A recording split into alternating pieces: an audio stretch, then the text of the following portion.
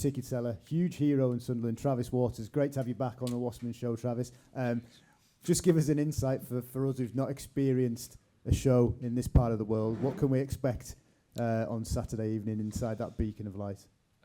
I think it'll be really, really packed. I've sold nearly 300 tickets, so I know I've got a big support in the city, and I'm really looking forward to it. And just for people, Travis, who may be outside of the area, who are unfamiliar with your backstory and where you've come, over 160 amateur bouts, I was reading, is that correct? Yeah, I had 2 national titles as an amateur and well into a long amateur career, like 16, 15, 16 year, 160 odd amateur fights, yeah, that's correct. What's the secret to shifting nearly 300 tickets? I'm not really sure, mate, just being an exciting fighter, I like to believe, but popular as well, so that's a factor. I remember last year, 300 sounds like 3,000 because I remember them last December, very, very loud 300.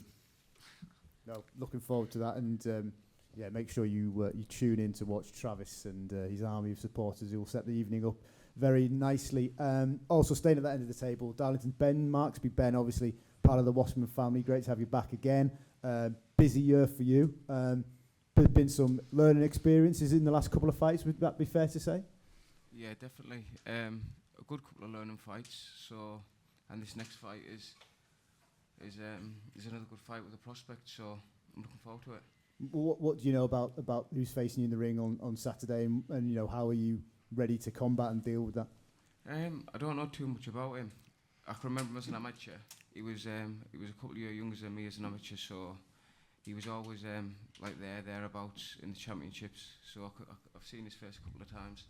What have you learned about yourself in the last couple of fights? Because we've alluded to it there. You know, a couple of point deductions in the last one, and you weren't too happy with your own performance in Newcastle back in the summer. What have you come out of the other side of that, learning about yourself, and what sort of improvements and what we're going to see on Saturday? Just needed to relax, I think, and like I said, I've had another good camp, and I think now I've got a good fight in front of me, a good fighter in front of me. I think I should be able to show my skill. And obviously, everything goes well Saturday. Hopefully, that'd be you 9-0. Is 2024 when you start pushing for titles and asking for those title shots and things like that? Yeah, definitely. Like I said, I'll be 9-0 going into next year, and these are the fights I need. Like, I don't think it's good anymore fighting journeymen. I need these good fights. Yeah, absolutely. Looking forward to a big 2024 for Ben. Immediately, a man to my right, not from this part of the country, but from Essex, Tom Welland, Atomic Tom. A sensational professional debut in Brighton a couple of weeks ago. Tom, how are you feeling? Very good. Good to be back. Tell us about that debut, 4th round knockout. I think it was a body shot in the end, wasn't it? They did the business. Go on, talk us through it. It was spectacular.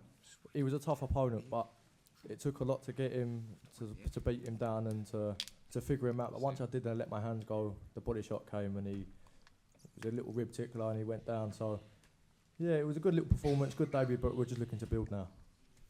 Calla, when you see a professional debut like Tom's, all action, vicious, spiteful, how excited does that make you for what we can and how we can match him going forward, and what's potentially in coming ahead for Tom? Well, you know, first of all, we don't sign, every boxer that comes through the doors of Wasserman. We see ourselves a bit more boutique, so we look at what we're signing, especially Nissa, Tom, Dan, also Ben, but Tom and Dan had fantastic debuts, and it's just great to get them back out. At the beginning of a career, you wanna see activity. Their activity will be two in the space of a month, more or less, and that's going to continue. That both had fantastic debuts, and then it's a journey. There's ups and downs. Ask Josh and Adam about ups and downs. To get to that top, it's not one smooth way. Doesn't work. It doesn't work that way in boxing. Never has, never will. And those ups and downs, that's where, debut nice. You only get one of them, so you want to make the most of that. But from then on, it's activity, it's moving forward, it's picking the right fights also at the right time, getting that experience. So when you get to the level of Ben, when you're 9-0, and you're going into those fights that aren't, select your opponent when you go to championship level. So you might end up with a southpaw, a short opponent, fast opponent, big puncher, technician. You know, so you've got to have that feeling that you've already been in with something similar in the ring beforehand, and that's something that we always look to achieve. But yeah, first and foremost, activity. Great that they both enjoyed their debuts. May it long last. Indeed. Tom, how different did it feel, that transition, being a pro, camera, in your face, under the lights, big crowd? Did it feel natural to you? The way you fight seems like ready-made for the pros, but what about the experience of being a pro compared to an amateur? Yeah, I would say it felt natural to me, to be honest. Obviously, there's always cameras in the gym. There's always people following you around. And going to the Philippines and representing in the Philippine Olympic squad, there was always a camera there. There was always a lot of people wanting to have an interview, a lot of people wanting to talk. So to come back and to do it as a professional, it didn't really feel like much of a transition, but that's a good thing, because then I just sat back and I looked at my boxing and I thought, you know what, there's a few things I want to change going into my professional debut, and there's a few things I want to change going into my career, and I can fully focus on that, so I was very happy with it. And tell the good people of Sunderland, who sent you a good luck message ahead of the fight? Mr. Manny Pacquiao, the man, the myth, the legend, Mr. Pacquiao sent me a message, and I still speak to his son Emmanuel a lot now, following that message. So it's nice to know that we have a nice little connection with the Pac-Man and the Filipino people. So, and there's a lot more Filipinos now that are sort of getting behind me, that know my name, following that message from Pacquiao. So with a bit of luck heading into the future, possibly maybe a world title fight in the Philippines, that won't go amiss. Carl, I saw you smiling there when we mentioned the video message off Manny Pacquiao. I mean, amazing support from a legend of the game. I mean, what can that do for a young pro like Tom? Yeah, I mean, I was lucky enough to promote Nonito Donaire. Also promoted his fight against Inui, which was Fight of the Year in Tokyo in front of 24,000 people. It's crazy. But Asian boxing's mad. Yeah, it's the smaller weights, but boy, oh boy, it's no retreat, no surrender over there. And yeah, look, great the plaudits, and that's part of the promotional game. I'd say look at what Manny did in his career and try and emulate it. That's the real message here. I'll have to get you Nonito to send you one as well. The Filipino Flash. I like that name actually. Yeah. So yeah, no, exciting, great, and again, it's a path we don't choose lightly who we sign, and it's a path that we look forward to go on together. I think I was counting it recently. I must have been very bored on a Sunday.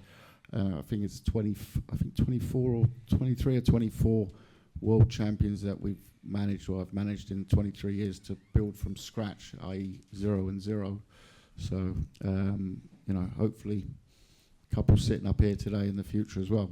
There's certainly one next to me here, but from the younger guard, whether it's Travis, whether it's Ben, Dan, Tom, that's the future. Very exciting. And Tom, just the last one before we move on. For people inside the Beacon of Light on Saturday, or for the guys tuning in live on DAZN, what are you going to produce? We're going to produce something spectacular. We're going to go out, we're going to look for development, but you can expect headaches and sore ribs. Your opponent has been warned. Thank you, Tom. Moving on now to another guy, 1-0, made his debut only 2 weeks ago. Spectacular again. Mr. Dan Tower from Newcastle. Dan, how are you feeling? Yeah, good, thank you. Good to be here and looking to put on another solid performance Saturday night. Has that buzz died down from the debut? We spoke to you afterwards. You were on cloud 9, and understandably so, from a second round stoppage. It was sensational stuff. Yeah, definitely. I was happy, but just strictly business. I knew that I was back out in 2 weeks' time, and just straight back preparing for Saturday night. What does the next 12 months look like for you, Dan? That was that performance caught people's attention, and maybe some people are now looking at your career and how quickly you can be mixing it in titles in a different light, because it was so emphatic. We take each fight as it comes, but not many prospects would have took that on the debut. Winning record, he weighed in 9 pound heavy, and I got him out with that in the second round over a 6th rounder for my debut. So the next 12 months, that's up to my management, my coaches, but just looking to build, and hopefully another good performance Saturday and put me in good stead for 2024. And similar to a question that I asked Tom about that difference between being an amateur, obviously like Tom, you know, you've been there, seen it and done it as an amateur, but what was it like having a camera live on TV in your face, under the lights, big crowd? How did that feel? You know, was it nervous, or did you just embrace the whole moment? Took it all in my stride. It's definitely different, you know, hitting someone in them 10-ounce little gloves compared to the 12-ounce stings and amateurs are like pillows. That was definitely a big difference. The lights, the cameras, but no, I enjoyed it. I've prepared for this my whole life. Calla, you know, we spoke to Dan in Bolton a couple of weeks ago and talked about debuts, but did he exceed expectations almost, even though we knew of his background and his pedigree as a title-winning amateur? It still was really headline-grabbing stuff in Bolton. Yeah, but I'll be quite honest, I expected it. I remember him coming off the stage when we had the press conference in fight week, and he said to me, you know I'm going to be one. And he's got that aura about him where you know he's going places. I'm very surprised that we haven't mentioned, or I'll let you say it, how many, for people who don't know in here, how many times did you win the amateurs? I don't think it's been mentioned 10 times. I was about to say, it's the first press conference we haven't mentioned it. 10 times. Not 9, not 8, 10 times amateur champion. So, you know, winning is a habit. It's a good habit, you know. Keep it going. And Dan, I mean, this is obviously not the best place for a big Newcastle fan like yourself, but are you still hopeful of winning over some Sunderland supporters on Saturday evening? Definitely. But I'll be looking in the future to bring big nights to Newcastle. But I don't mind fighting in Sunderland. We've got what we've got to do, and looking forward to a big night on Saturday. And Calla, you know, as Dan said, we've been to Newcastle recently with Josh. We were in there in the summer, and of course Josh's phenomenal performance last December against Troy. You know, Newcastle's still on our radar as well for somewhere like Dan can box in front of his home fans. Yeah, I mean, I think we've done 2 or 3 shows this year in Newcastle. So certainly 3 in the last 12 months. So, yeah, we love it up here. But very interested to see the crowd on Saturday night. Do a little judging between Newcastle and Sunderland. I've heard all rumours about Black Eye Friday as well. Very excited to see that Friday night. Might grab a curry and have a look around the streets, what's happening there. But yeah, great to be up here. So they're proper fighting towns. They have some great young talents and a champ to be next year. Number 1 in the world. Again, I haven't let him talk yet, but yeah. We will do now. No, thank you, Calla. As we say, great undercard supporting the main event on Saturday night, packed with talent, national amateur pedigrees, potential, knockouts, viciousness, stoppages coming, great talent. Make sure you tune in on DAZN or get a ticket to watch the undercard to support the main event, which of course, Josh Kelly versus Placido Ramirez. Josh, we'll start with you. How are you feeling? I've just sensed in the build-up over the last couple of weeks, despite the change of opponent, focus is laser-focused, calm, relaxed, and supremely confident. Yeah, bro, I've been getting ready now for 16, I think me and Calla and Adam agreed an opponent 16 weeks ago, so I've been in training camp for 16 weeks and that guy pulled out, so it is what it is. It's boxing. It wouldn't matter if it was him or Ramirez. They're both getting beaten. So that's the end of the story. But I've trained so hard. I've trained clever. I've trained smart. I've never let the foot off the gas since the last fight. So I'm not going to enjoy it. Put a performance on in front of all the Sunderland lads, and just enjoy it, bro. It's my time. You said something to me. I think it was last week where you said you feel like you're punching harder than you have ever punched in your career. I mean, if that's not a warning to Ramirez or anybody in the division, nothing else is. No, I am punching generally hard now. I'm not sure whether it's the weight, the maturity, the belief, but I'm not trying, and I'm putting guys out in sparring, putting people down, and I'm just it's starting to go to a whole new level. So listen, it's not believing in yourself now. It's knowing stuff about yourself. When you get to this stage, you have to know stuff to be able to go to that next level, to be able to challenge for world titles and be able to challenge at the top. You have to know you've got that something about you. So I've been tested plenty times in the gym, been tested plenty times through the professionals and in the amateurs, and I know where I'm at. I know where I'm destined to be going, and it's just a matter of time until we get there. Calla, when Wasserman started this journey with Josh, what difference do you see in him now from when you first signed Josh to the man who sits next to you now, on the brink of homecoming and a huge 2024? Where do I start? I'll try and keep it short. I think really I see a complete Josh. I think he had a point to prove. He proved that point. I'm not going to dwell on that point again, but that chapter got closed up for me with the Williamson fight last year. So yeah, round it up, I'd say I see a complete Josh. I see a Josh that's not only number one in the world. You know, a lot of people get number one in the world. You're like, why are they number one in the world? He's there, and you ask anyone who's been with him, and the amateurs and the pros in training, you know, anyone who knows the game, and you can see exactly what this gentleman can do. And I think what you just said really sums it up. Is it's knowing that going into those big fights. That doesn't mean he can take the eye off the ball, so to speak, Saturday night, because we've got someone. And that, again, that's all part of getting ready for that big shot, which will come in 2024. You know, the rankings are the rankings for a reason. You know, we know the champs. I think that will come in 24, but at the moment we focus firmly and solely on Saturday night. Let's not get carried away with that this is the homecoming. You know, it's nice, celebrate afterwards, but, you know, job to do. And with Adam and his team, you know, he's not like this is the first time Adam's been there. Not saying you're really old, Adam, or something. I'm just saying you've been there before. And, you know, so yeah, the complete Josh. I think that's really the difference. But it's a lot down to, I think, the way it's gone with the Troy fight last year and the way it's developed over this year as well. Okay, we'll come back to Josh and we'll bring Adam in a minute or two. But first, I want to throw to the man standing in Josh's way, the man who wants to ruin the homecoming, Placido Ramirez. Welcome, Placido. When you were offered the fight with Josh Kelly, was it easy to say yes and accept? Cuando ofrecieron la pelea con Josh Kelly, fue fácil aceptar la pelea. Pues primero que todo darle las gracias a Dios por la oportunidad.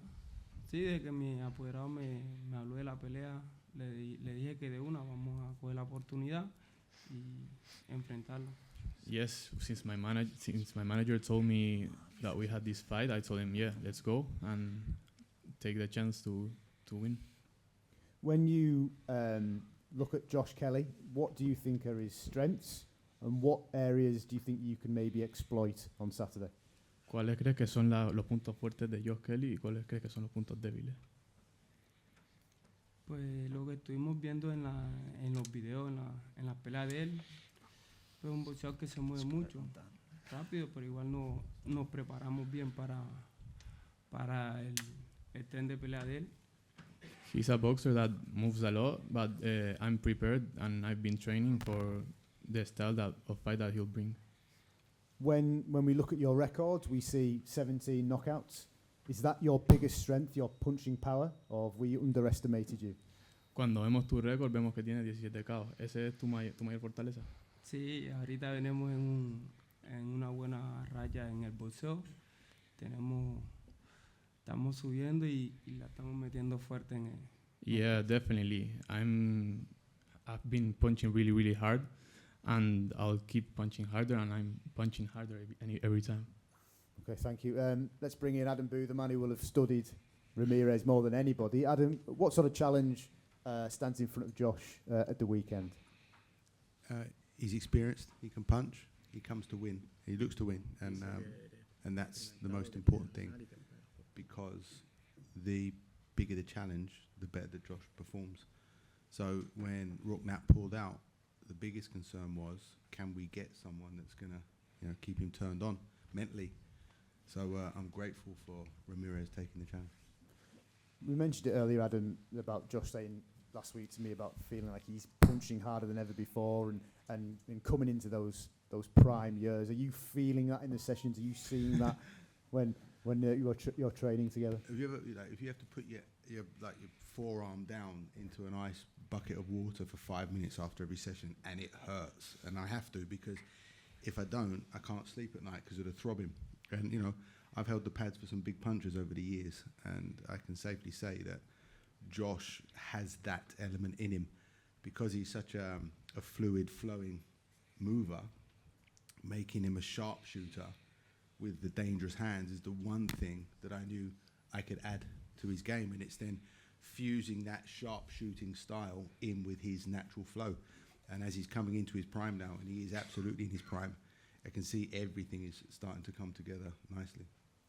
I mean, we spoke probably back in July ahead of the Corzo fight, Adam, about potentially what could be down the line for Josh, and indulge us, if you will, and not looking past Ramirez, of course, and all due respect to him. But what do you want to see? What fights would you like to see Josh grab or have the opportunity to take in 2024? Well, I mean, if you want my honest answer, I don't care.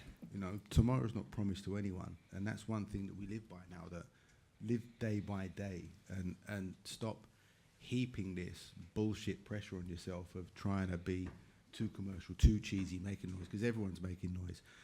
One thing that I've known from day one since Josh, when he first came into the gym, and I put him in sparring with Andy Lee and Billy Joe Saunders, who at the time had just fought for the WBO World Middleweight title. And both of them got out the ring that day saying, this kid's special. What's become apparent actually over the time of knowing Josh is just how much tough talent there is up in the Northeast. It's actually a bit strange that it's never had the profile that it should do. And Josh, now being in his prime, is leading that charge. And for me, I'm a Crystal Palace fan. So it doesn't matter if it's Sunderland or Newcastle, it's the Northeast. And I think the Northeast should celebrate that. You know, yes, they're always going to have that freakish rivalry with each other, but they also got to respect the fact that from this area, there is some genuine, unique ingredients that is giving tough talent. Josh, do you think that's something that maybe your rivals, your potential rivals, overlooking you? That grit, that toughness. They see the skills, they see the slip, they see the moving, you know, they see the speed of punching. But actually, is it also one of your biggest assets? You know, what's inside? Yeah, well, when I first boxed, I was a fighter. I never really boxed much, and I start learning to move my feet, start learning to move my head and my hands. And I went, listen, my dad was coaching us in and out all through my life as an amateur. And I says, it looks fucking easy to do it this way than fighting. And he was like, yeah, we should start doing it like this. So I mean, I learned to box, and when you learn to box, it's a beautiful thing. You don't need to leave your chin out there, and you don't need to be tested. But I can hold a punch. I think everyone knows I can hold a punch, and everyone who's been around us and the punches I've been in with, sparring and fighting, it just shows I can.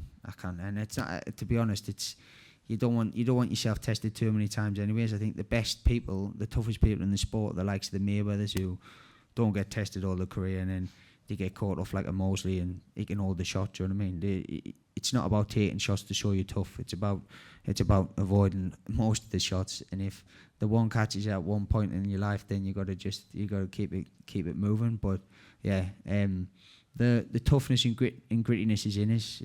I think you're born with it up here. We're not. Yeah, there's not many chances and opportunities you really get up here. So especially when you're born in the sort of the 90s era and stuff like that, you've got to just really grind it out. So we've made something of ourselves. All the lads from the Northeast up here on the table, we're all doing something for ourselves, and we're all doing something for our families, which in the end of the day, when you're giving them a better life and you're giving them a better life than what you've ever had, it's a beautiful feeling. And I feel like all of us are blessed just to be performing at home in front of a crowd like this, and especially blessed to be performing in front of Sunderland, so it's unreal. Just looking to Saturday, Josh, you know, what sort of message and what sort of statement do you want to send to your rivals with your performance Saturday? Look, you know, Callum mentioned number 1 with the WBO, 4 in the IBF, I think 11 or 12 with the WBC, brilliantly positioned for big fights. What do you want to say to your rivals at 154 with how you perform on Saturday? Yeah, I'm not bothered, to be honest. I don't give two fucks whether they think he's fucking shit or he's good or whatever. Do you know what I mean? I know what I'm made of. I know what I do in the gym, and I know. Listen, everyone can have the opinions, but opinions are like arseholes. Everyone has one. Do you know what I mean? And at the end of the day, you're doing what you do in the gym, and you're performing in a fight night. It is what it is. I'm gonna do me, and if they like it or not, then it's up to them. If they're worried or not, it's up to them. But when they get in the ring and they get hit and they can't see the punches coming, they get left in spaces and gaps where they're like, well, why did I miss like that? Then it's all it's all downhill from there. So yeah, I don't really give a fuck, to be honest. Carlo, what does 2024 hold in your mind for Josh? Big fights. Everyone knows I like a domestic blockbuster. You know, there's a few names circling around. Say them. Obviously, Chris Eubank Jr., Conor Benn. I've heard Kell Brook returning. You know, there's some very, very interesting domestic fights to make. You know, at the same time, there's big world fights to make as well. I'll be honest, if a promoter can be honest, is I prefer the British ones because they're big. You know, they're the ones. But we'll see. You know, we'll see what we can do. We've managed to do a few big domestic fights over the years. In fact, I think we're the only promoters this year that have done pay-per-views in the UK 5 times. So you know, I think I marmalised them every single one. Absolutely marmalised. Josh, which one of those 3 names that Callum mentioned would you want the most? Fucking any of them, mate. Absolutely. They just keep dancing about each other and just fucking this contract and this contract and this drug test and that and fucking. Why are you not fighting each other? Do you know what I mean? Just get in, get it done, see who's the best, keep it moving. It is all about politics and who can make the most money at the end of the day and the most eyes on the sport. So I'm not one to be shouting and bawling, but like, yeah, these just need to keep it moving and get on with it. But yeah, that's another story for another time. We've got this guy on the left to get dealt with on Saturday first. Absolutely, and we will wrap up shortly there. But before we do, obviously customary to get everybody's prediction. Placido, can you give me your prediction for your fight with Josh Kelly on Saturday? ¿Cómo crees que va a acabar la pelea? Pues, como todos saben, no me gusta pronosticar la pelea. Si llega a decisión, Dios bendito. I don't like to say what I think, but whatever, if it's fine, decision, knockout, however. Josh Ramirez, obviously confident. I think that's no surprise. But what's your prediction for how it goes down at the Beacon of Light this weekend? It's got to be a win, but in the fashion I do it, it's just we're not choosing when and how and what round, but yeah, it's going to be a win, 100%. Calla, final word, final sort of message to the fans, whether they're tuning in on DAZN, whether you say the Sunderland supporters coming back from Bristol maybe, or guys who've got a ticket for the show. Why are we tuning in? Why are we taking our seats for this event on Saturday? Well, I think if you're from the North East, I think this will be probably the first time in many years, and unfortunately, it'll be a while. I think, given the fights we're looking at for next year, realistically, those will be either in places like London, Las Vegas, wherever the boxing wind takes us. So this is a great time to see if you see your hero before he goes and does that. And we will return. We will return and fill up that stadium next door. But we've got to go do some work in between. Excellent. Okay, well, thank you, everybody. Thank you, Travis, Ben, Dan, Adam, Josh, Placido and Tom. Thank you very much. Remember, Saturday night, Beacon of Light and live on DAZN from 7 o'clock.